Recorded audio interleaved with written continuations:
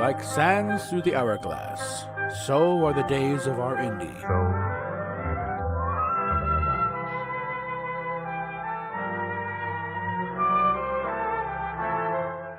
This is Captain April, and these are the days of our Indy.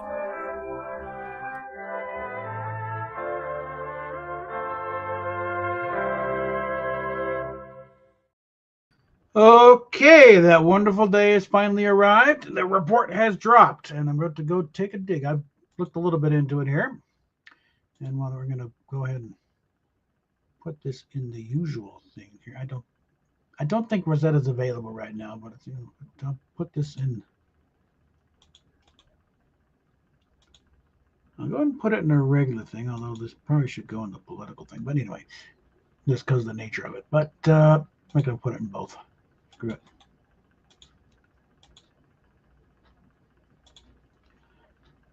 And trying to coax a few others who actually directly affected by this, this type of thing, maybe try and chime in. Especially because Prisha said she was willing to go to a space, but it's I'm going on YouTube, and she probably, but I don't know, might change. We'll find out. But I want to pontificate a bit first before I start opening up for discussion. So hold up on sending out direct invitations just yet. But here we go here. Go ahead and pull this up here. This is straight from the Department of Health and Human Services. It's a review. This is just taking the whole thing and giving it a general review. Hey, Daniel. But because of the nature of it, that's why it's, with the days of our Indy header here. So treatment for pediatric gender dysphoria, review of evidence and best practices. Now, again, this doesn't prescribe things. It's not, passing laws and rules and stuff, but it points, it's like, pretty much goes through like that. This is a load of bollocks. Okay, there's no evidence for this. There's a lot of evidence against it. And we're going to go on through what? And I'm not going to go through the link is in the description if you want to read the whole thing, but it's 400 pages. Okay, like about 100 of those are footnotes.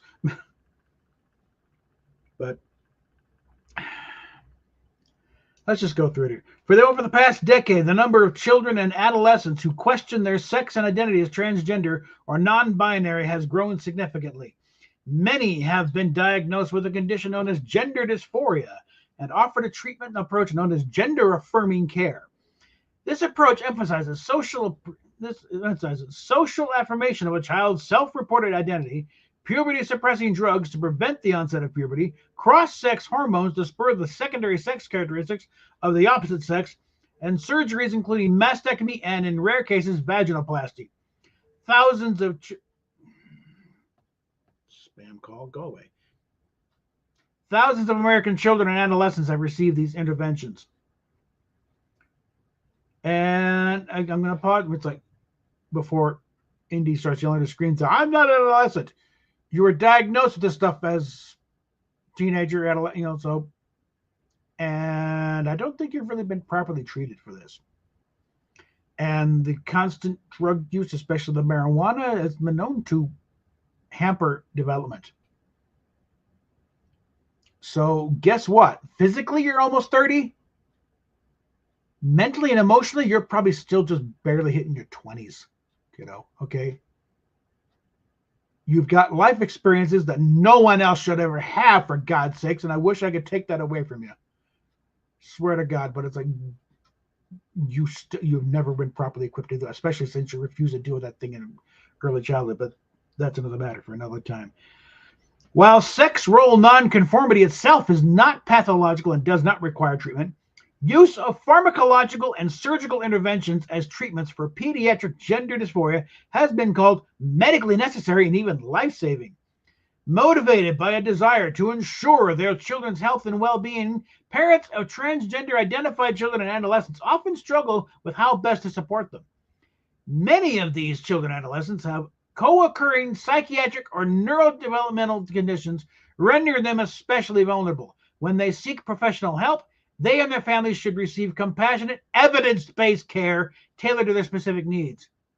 Society has a special responsibility to safeguard the well-being of children, given that the challenges faced by these patients intersect with deeply contested issues of moral and social significance, including social identity, sex and reproduction, bodily integrity, and sex-based norms of expression and behavior. The medical practices that have recently emerged to address their needs have become a focus of significant controversy. This review is published against the backdrop of growing international concern about pediatric medical transition, having recognized the experimental nature of these medical interventions and their potential for harm. Health authorities in a number of countries have imposed restrictions. For example, the UK has banned the routine use of puberty blockers as an intervention for pediatric gender dysphoria. Recently, people have brought up the case of Alan Turing, a guy who, and it was not as presented in the movie The Imitation Game. It's a big, but not the way it was. But again, at the time, homosexuality was actually illegal in the UK. And he underwent chemical castration. He actually volunteered for it because he was kind of self-loathing. He said, "No, please take this away from me." Same drugs they're using on kids. The same goddamn drugs they're using on kids now. No, it's not reversible. It is permanently damaging. Let's move on here. Health authorities and people are outraged about what Alan Turing. You're doing it to fucking kids, you sick fucks. Spare me your outrage. You fucking suck, okay? Health authorities have also recognized the exceptional nature of this area of medicine. That exceptionalism is due to a convergence of factors. One is that the diagnosis of gender dysphoria is based entirely on subjective self-reports and behavioral observations without any objective physical imaging or laboratory markers. The diagnosis centers on attitudes, feelings, and behaviors that are known to fluctuate during adolescence. So, actual transgender, transsexuals, yeah, it is innate. But kids go through phases all the damn time. The goth phase, the Hello Kitty phase, the headbanger phase. Come on! Admit it, we were all kids once. We were all phases. That's why you wait until they're no longer kids before you start making anything fun. Because until then, one day the kid wakes up and says, "I'm a Ninja Turtle." Do you take him seriously? Fucking think, people. I'm getting pissed here. All right. Additionally, the natural history of pediatric gender dysphoria is poorly understood, though existing research suggests it will remit without intervention in most cases. They grow out of it. Medical professionals have no way to know which patients may continue to experience gender dysphoria and which will come to terms with their bodies. Nevertheless, the gender-affirming model of care includes irreversible endocrine and surgical interventions on minors with no physical pathology. These interventions carry risk of significant harms, including infertility, sterility, sexual dysfunction, impaired bone density accrual, adverse cognitive impacts, cardiovascular disease and metabolic disorders, psychiatric disorders, surgical complications, and regret. Meanwhile, systematic reviews of the evidence have revealed deep uncertainty about the purported benefits of these interventions. The controversies surrounding the medical transition of minors extend beyond scientific debate. They are deeply cultural and political. I don't need these on right now. Hold on. All right. Public discourse is dominated by intensely polarizing narratives. Some view the medical transition of minors as a pressing civil rights issue, while others regard it as a profound medical failure and a sobering reminder that even modern medicine is vulnerable to serious error. In the midst of this highly charged debate, children and adolescents and their families who seek only to support their flourishing have found themselves caught between competing perspectives. They require and are entitled to accurate evidence-based information to guide their decisions. This review of evidence and best practices was commissioned pursuant to Executive Order 14187, signed on January 28, 2025. It is not a clinical practice guideline, and it does not issue legislative policy recommendations. However, it seeks to provide the most accurate and current information available regarding the evidence base for the treatment of gender dysphoria in this population, the state of the relevant medical field in the United States, and the ethical considerations associated with treatments offered. The review is intended for policymakers, clinicians, therapists, medical organizations, and importantly, patients and their families.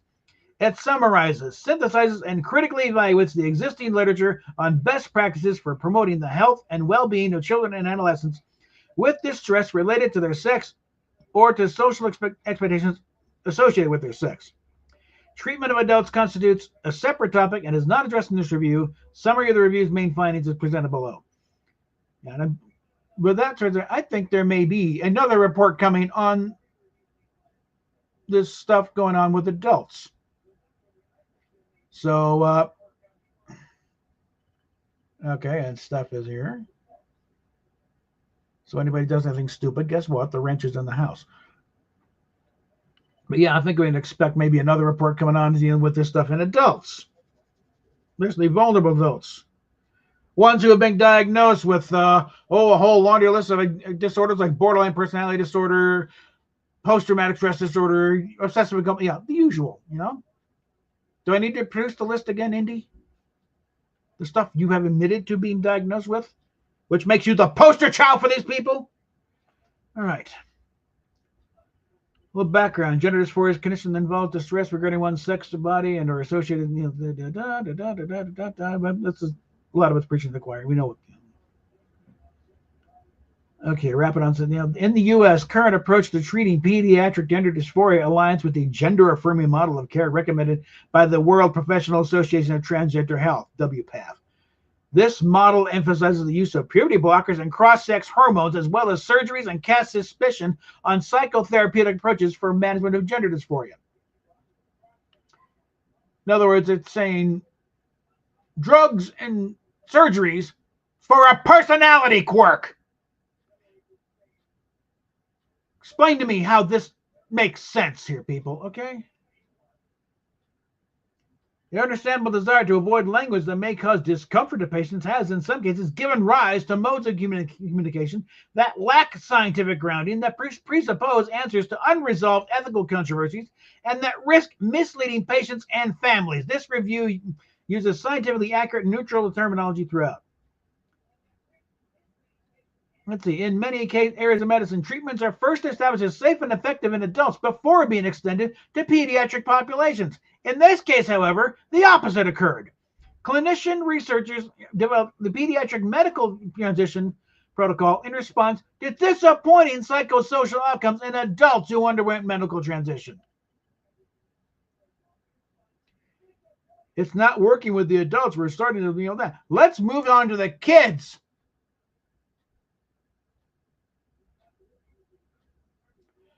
Been saying for a while, when a society starts sacrificing their children, you've reached peak depravity. We're there. We are there, people. We are effectively heading the babies onto a flaming hot, idol of Moloch and watching them burn. Are you fucking happy now?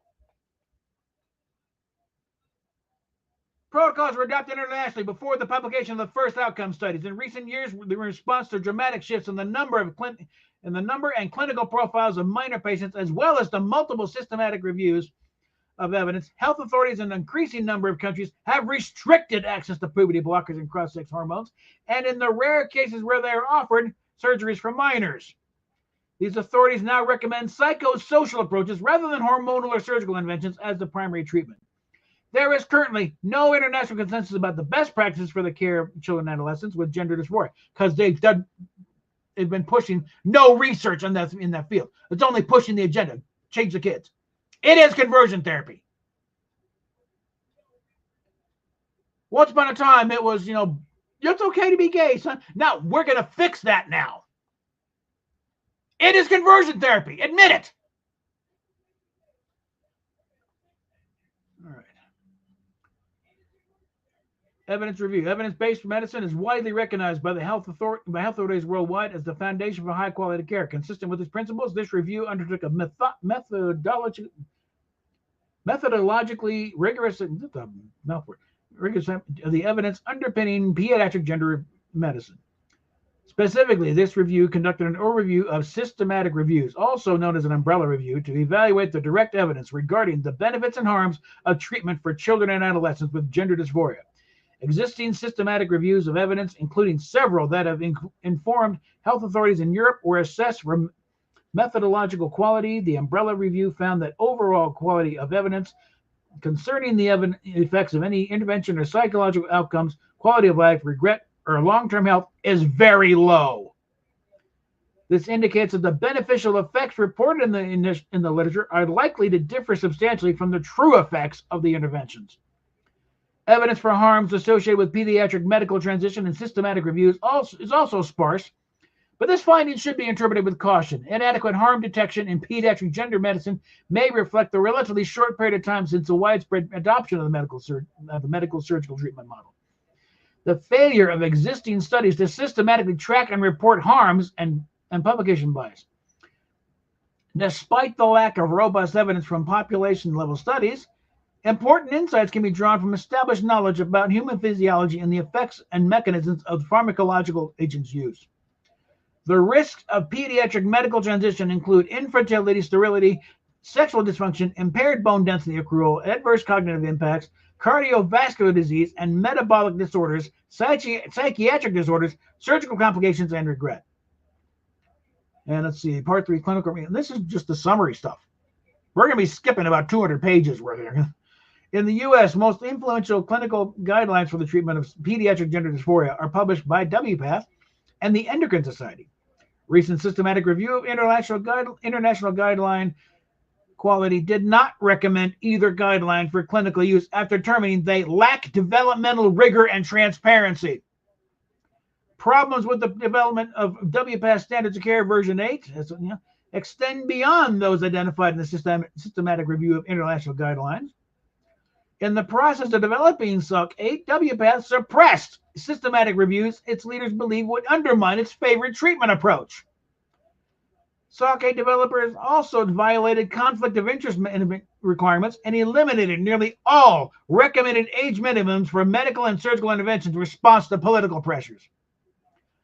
Although SOC 8 relaxed the eligibility criteria for access to puberty blockers, cross-sex hormones, and surgeries, there is compelling evidence that the U.S. gender clinics are not adhering even to those more permissive criteria.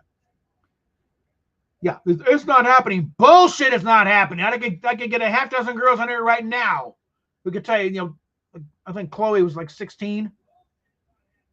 After starting, hormones at like 13 or so, to give them cases like that. Bullshit is not happening to kids. The gender-affirming model of care is practiced in U.S. clinics is characterized by a child-led process in which comprehensive mental health assessments are often minimized or omitted, and the patient's embodiment goals serve as a primary guide for treatment decisions. In some of the nation's leading pediatric gender clinics, assessments are conducted in a single session lasting 2 hours.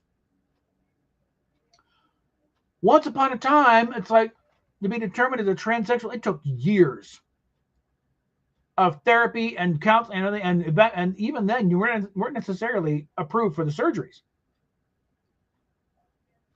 Now it's like I've heard, where it's like a 10-minute call with somebody on at Planned Parenthood, and you got a prescription for hormones.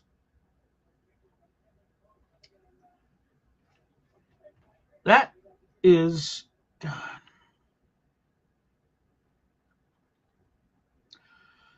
Okay, let's go and address this one here from Steph here. Chaz was well before the cult, okay? This is before the crash. So Chaz would have been gone. It was still during the period. We had to go through a bunch to actually be clinically diagnosed as a transsexual. And plus, we've got a very long record of Chaz, okay? She's my age. Okay, I got stuck because I remember little Chastity, and I remember when Cher was still pregnant with her, going on the Sonny and Cher show with the belly out to there, and then they're bringing the kid out of the end thing. So trying to deny, I'm a boy. Chaz has never done that. That's the main thing with genuine transsexuals. They never try to claim they're the other sex.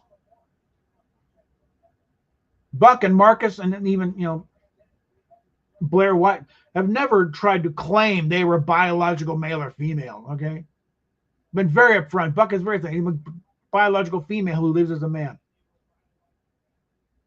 and admit this is a mental disorder, but it's like it's so extreme that this is what they got to do to live with themselves. And again, Buck didn't transition until 30, not in their 30s. Been doing that for 30 years. I think the guy knows what he's talking about now. And it's like, I'm not a part of your, LBDDU, kooky, pee pee, poo poo, stuff. So, all right, let's get back to this. The voices of whistleblowers. That's the way it puts it. She's on a delay. The voices of whistleblowers and detransitioners have played a critical role in drawing public attention to the risks and harms associated with pediatric medical transition. Their concerns have been discounted, dismissed, or ignored by prominent advocates and practitioners of pediatric medical transition. U.S. medical associations played a key role in creating a perception that there is a professional consensus in support of pediatric medical transition. This apparent consensus, however, is driven primarily by a small number of specialized committees influenced by WPATH. It is not clear that the official views of these associations are shared by the wider medical community or even by most of their members. There is evidence that some medical and mental health associations have suppressed dissent and stifled debate about this issue among their members. Now, plenty of therapists say, I can't do my job. I speak up. They take my license. I can't do my job and actually help these people.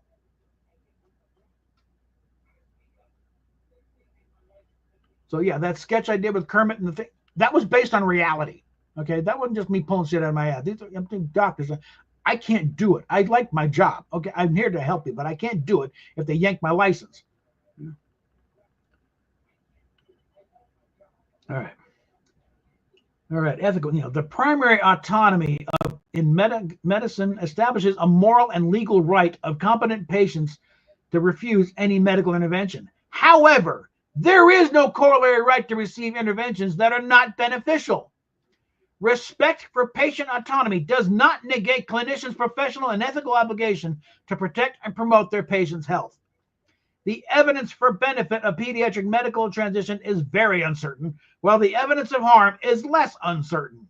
When medical interventions pose unnecessary, disproportionate risks of harm, healthcare providers should refuse to offer them, even if they are preferred, requested, or demanded by patients. Failure to do so increases the risk of iatrogenic harm and reduces medicine to consumerism, threatening the integrity of the profession and undermining trust in medical authority.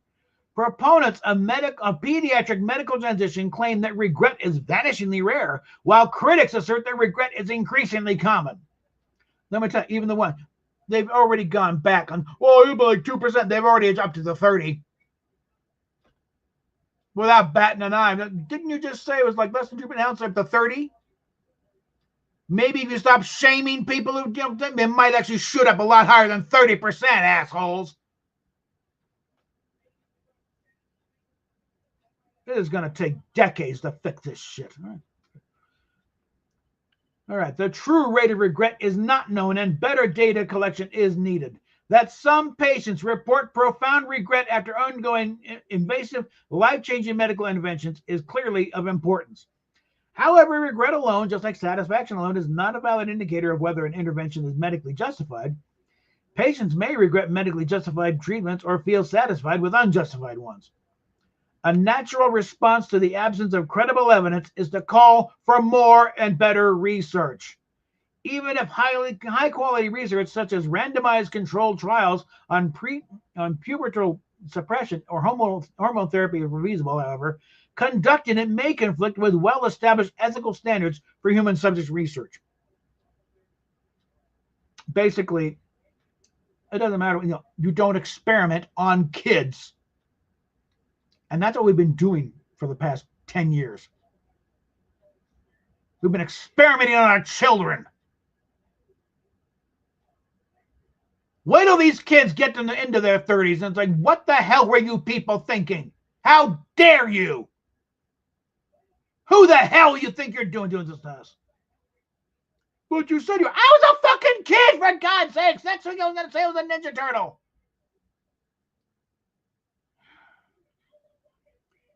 Like Bill Maher talking about when he wanted to be a pirate. Thank God his parents didn't take him in for eye surgery removal and fit him for a peg leg. Okay, psychotherapy. The rise in youth gender dysphoria and the corresponding demand for medical interventions have occurred against the backdrop of a broader mental health crisis affecting adolescents. The relationship between these two phenomena remains a subject of scientific controversy. Suicidal ideation and behavior are independently associated with comorbidities common among children and adolescents diagnosed with gender dysphoria. Suicidal ideation and behavior have known psychotherapeutic management strategies. No independent association between gender dysphoria and suicidality has been found, and there is no evidence that pediatric medical transition reduces the incidence of suicide, which remains fortunately very low. There is a dearth of research on psychotherapeutic approaches to managing gender dysphoria in children and adolescents. This is due in part to the mischaracterization of such approaches as conversion therapy. A more robust evidence base supports psychotherapeutic approaches to managing comorbid medical health conditions. Psychotherapy is a non-invasive alternative to endocrine and surgical interventions for the treatment of pediatric gender dysphoria. Systematic reviews of evidence have found no evidence of adverse effects of psychotherapy in this context. Which kind of goes, you're just talking. It's kind of underrated. A part of the brain of figuring things out is to speak it out loud. Just thinking about it doesn't do it. You got to talk it out loud. That's why psychotherapy is you sit down and you're talking to someone, and someone who can bounce back and, well, what about this? Have you thought about that? Have you considered you're full of shit? That sort of thing. Not again, that's part. On the basic levels, why people talk to themselves when they're trying to figure something out.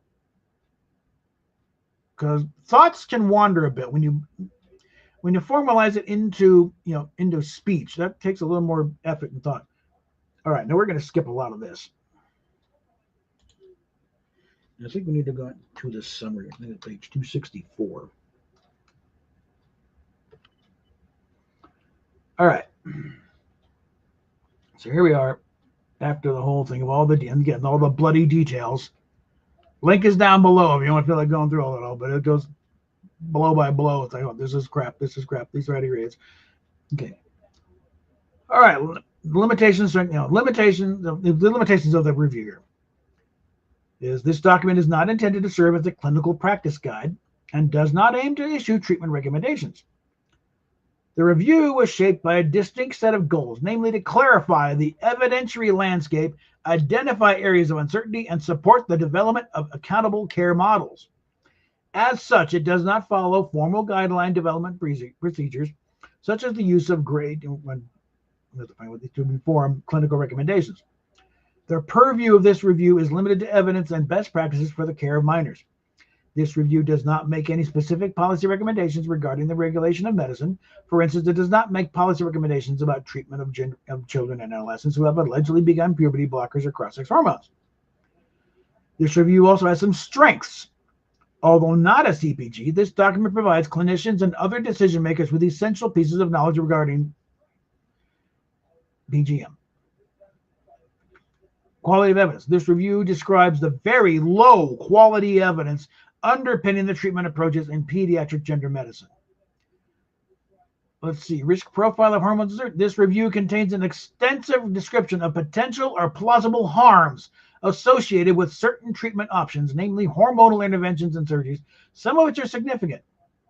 An ethics review. This review contains an ethical assessment of the use of hormonal interventions and surgeries for treatment of gender dysphoria in children and adolescents. It concludes that these interventions are inconsistent with widely endorsed principles of medical ethics. And consideration of alternative treatment. The role of psychotherapy, which has been sidelined in discussion of PGM, is one focus of this review. This review examines psychotherapy for gender dysphoria in detail and concludes that its risk-benefits profile is favorable.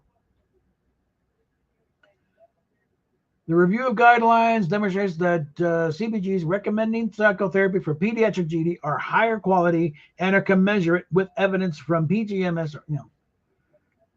In contrast, CPGs recommending an approach involving standard of care use of puberty blockers or surgery are low quality, with recommendations that are not commensurate with evidence of there's ours. In particular, that of WPATH, are of the latter type and are inadequate to inform clinical practice for a vulnerable and distressed population of children and adolescents. High quality CPGs are urgently needed in this field. So yeah, this won't be the last. This is just the beginning. This is the opening salvo. This review describes the enforced professional insularity of the field of pediatric gender medicine and the intense and hostile nature of the debates around PGM. Stakeholders should keep in mind when presented with claims of medical consensus. Should keep this in mind when presented with claims of medical consensus among U.S. medical organizations. There is none. It's just a bunch of loudmouths drowning everybody else and threatening anybody who tries to speak up. And no, your career's over. You say a damn thing. Conclusion: the delegation of authority to the medical profession rests on an implicit social contract. Doctors as a profession receive the privilege of self-regulation and financial awards on the expectation that they will serve the health needs of the individual patients and society. The central theme of this review is that many U.S. medical professionals and associations have fallen short of their duty to prioritize the health interests of young patients. First, there was a rapid expansion and implementation of a clinical protocol that lacked sufficient scientific and ethical justification. Second, when confronted with compelling evidence that this protocol did not deliver the health benefits it promised, and that other countries were changing their policies appropriately, U.S. medical professionals and associations failed to reconsider the gender-affirming approach. Third, conflicting evidence that challenged the foundational assumptions of the protocol and the professional standing of its advocates was mischaracterized or insufficiently acknowledged. Finally, dissenting perspectives were marginalized, and those who voiced them were disparaged.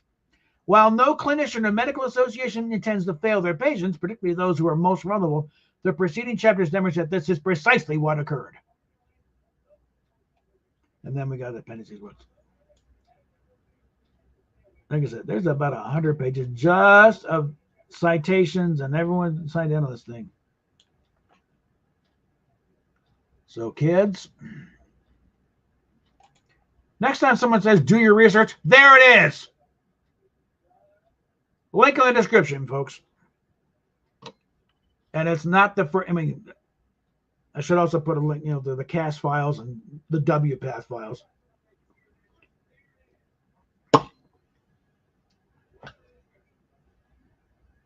But yeah, this has to end now. Okay? This has gone on far too damn long. Too many kids' lives have been destroyed. I mean, I've heard things like really can't detransition because there's no going back. The interventions, like there's no fixing it back. Prisha Moses would never going to give her breast back, or Chloe Cole, or Laura Becker. That's permanent. I mean, the best they can do is a cosmetic reconstruction, but it's not going to do any good, for breastfeeding or anything. Look at Prisha, like talking about how when she got pregnant and had her baby, there was still some breast tissue in there trying to produce milk, but the ducts had been disconnected. The nipples weren't connecting to anything. They were ornamental. And she said it was excruciating pain. It actually tore open her mastectomy scars. She's got to go through more surgery to get the rest of the breast tissue out. Think about it. Besides the physical pain, the fact that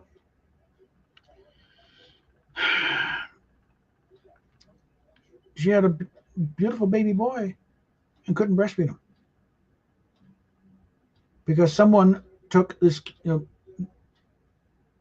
a confused, traumatized teenage girl's opinion as I don't want to be a girl. He's like, what she'd gone through. Of course, she doesn't want to be a girl anymore. But it's like that's not reality.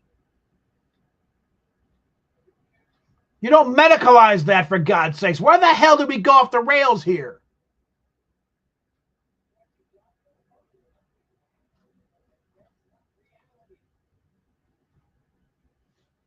And again, it's kind of,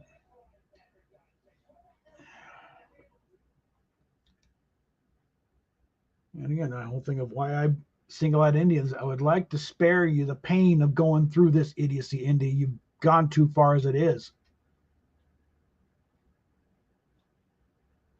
The fact you've largely just pretty much socially, it's like you've done weird shit before.